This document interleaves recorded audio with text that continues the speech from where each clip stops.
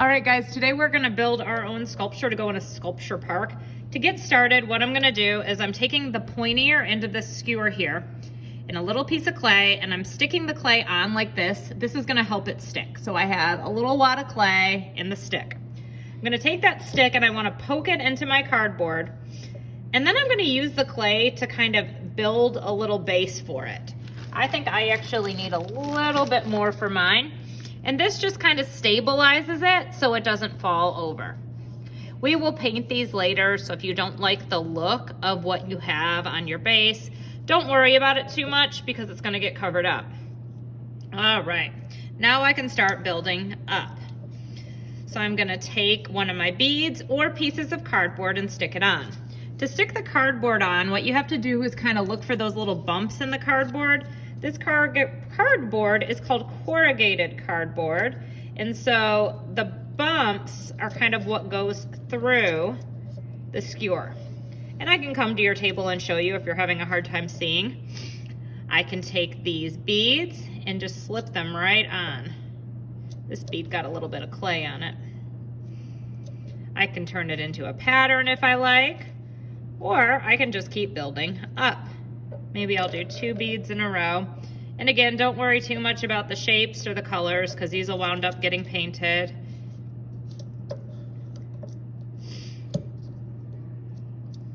Now this piece of cardboard, you can see that I teared it, and you can do that to give your cardboard a little bit of a different look. You could even cut shapes out of it to make yours a little bit different. Put on another bead or 2. You can see mine's kind of fallen over. I'm not gonna worry too much about that. I can make my base bigger later and just kind of play around with the base a bit more to get it to stand better. And I'll put on my last piece. This one again has been peeled and cut. I'm just slipping it through. And I think that'll be the end of mine. I'm pretty happy with it. It looks kind of like an arrow, which is cool. So again, I'll play around with that clay so it stands nice and sturdy. I can get more clay if I need, but my piece is about ready to let the clay dry and to get painted next time I see you. Oops. There we go. Now it's time for me to paint my sculpture. I can use any colors I like. I think I'm gonna start with this reddish orange color, and I can paint the different areas with different colors. So when I do this, I do need to hold it or it'll flop over because I'm actually putting some force on it with my body. So my hand is creating pressure. So I do need to hold it because if I just let it be, it will fall. Now these are sculptures in the round, meaning you can look at them from all angles. You can imagine being a little tiny person and visiting this mini sculpture park full of all of our sculptures.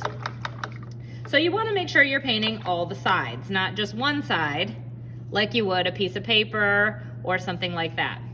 So that can be a little tricky on things like the beads where they're turning, but you just have to be careful, and if you get some paint on your hands, it's not the end of the world. You'll just wash them when you're done. So I'm adding color to each of the different areas of my sculpture, and I can paint the skewer. Maybe I'll make that red in there.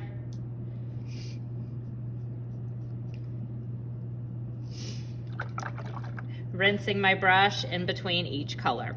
The big thing to remember here is that you need to paint all sides of it. So not just painting one side, flipping it.